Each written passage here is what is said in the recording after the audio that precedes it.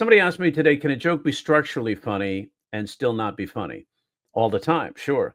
Like inappropriate humor, it depends on where you are. So there's something in comedy called MAP, material, audience, performer. The material has to be suitable for the audience and suitable for the performer. So if I do a joke that doesn't fit my persona, it might disappoint the audience or the audience won't buy it. Like there's a joke I do that's like I had to leave college, didn't really learn anything. Like I took 2 years of anatomy and I don't know shit about the stars. Now, that joke technically is funny, but some people look at me and they go, oh, he's reasonably intelligent. He should know the difference, right? Not really plausible.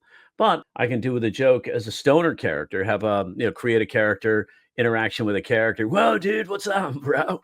Like, dude, I thought you went to college. Well, no, dude, I dropped out.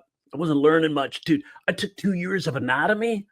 I still don't know shit about the stars, right? So that would be more plausible for that guy to do that joke, right? It would fit that character better. Material, audience, performer. If I'm writing for a late night TV show and I write a joke that's not suitable for the host, he's not going to feel comfortable doing it. He probably won't want to do it. He won't think it's funny because it doesn't resonate with him. Like David Letterman wouldn't do lots of jokes that Jay Leno was doing because Jay had no problem doing Monica Lewinsky stain on a blue dress jokes, and Dave did not want to do those jokes.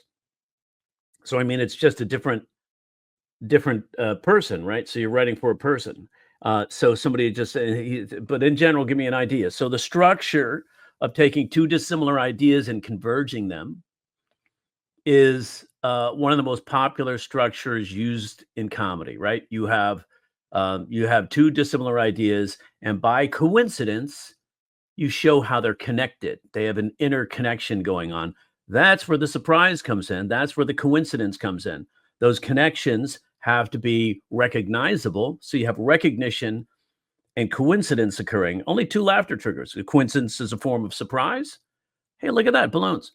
Coincidence is a form of surprise. When you have that, then it kind of amps it up a little bit. Shock value, a brand, a recognizable statement can also increase that coincidence of the connection. But let's take this joke right here. Tony Hinchcliffe did a joke at that Republican convention. I don't know if you guys know this, but there's literally a floating island of garbage in the middle of the ocean right now. Yeah. I think it's called Puerto Rico. If you all remember it, at Madison Square Garden, he said, the Pacific Ocean has a floating pile of garbage.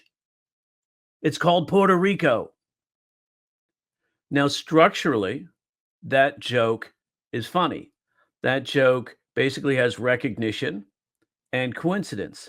He takes a floating pile of garbage and relates it to something that's completely opposite of a floating pile of garbage, an island that has human beings on it, right? It's part of America. It's a territory.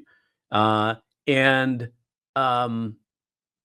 he then calls it basically by misdirection, calls it a floating pile of garbage. So technically that joke is funny, has the elements necessary. That's surprise, that's coincidence, it's embarrassment.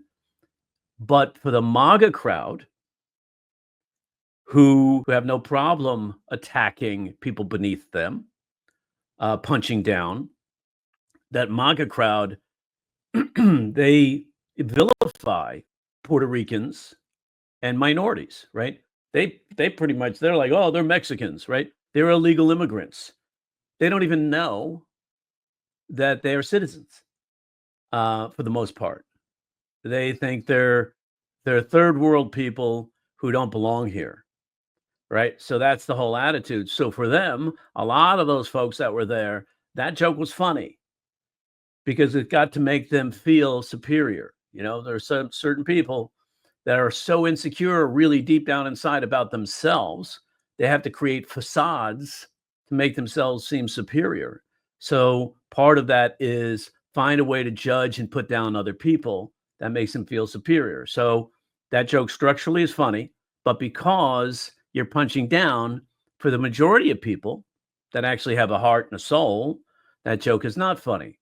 For those people who have no problem disparaging minorities, that joke becomes funny. Now, if you were doing it around a bunch of your friends who are also Puerto Rican and you're making a joke about it and they already know your heart, that you love them, but we make fun of each other and sometimes we insult each other with roast jokes, that becomes funny. You see what I'm saying? It's the material, audience, performer. Everybody knows what the conditions are. We're going to be making fun of people, and sometimes we're going to be hitting them really hard, going for the jugular. And once we understand those rules, those parameters, now the joke is funny. Does that make sense? So, structure connecting two dissimilar ideas, floating pile of garbage is not an island, but using that as a metaphor becomes funny. You connect those two ideas. Anyway, that's all I wanted to say. Sometimes a joke can be funny structurally, but unfunny to an audience. Happens all the time. That's just one example.